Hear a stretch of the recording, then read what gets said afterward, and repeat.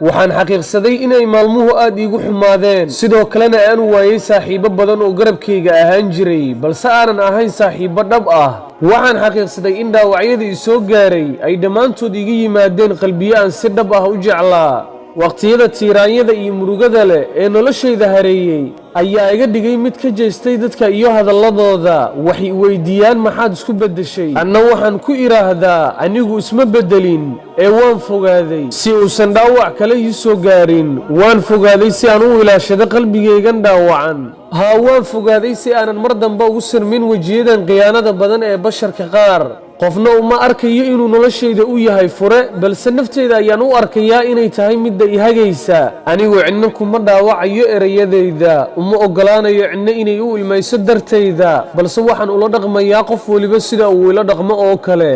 waxaan sidoo kale xaqiiqsaday in dhibta haysataa qof walba ay isaga qaas u tahay ma jirto cid kaloo kula qaybsanaysa dhibta haa adigay dhibtaasi qaas kuu tahay waxaana lagaaga baahan yahay inaad ku wajahdo karti iyo awood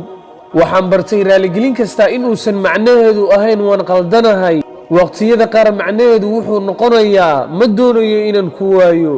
adigu mar walba waxaa lagaaga baahan yahay inaad noqoto qof leh samir iyo dulqaad kuwaas oo ku wajihi karo duruufaha ugu yimaada nolosha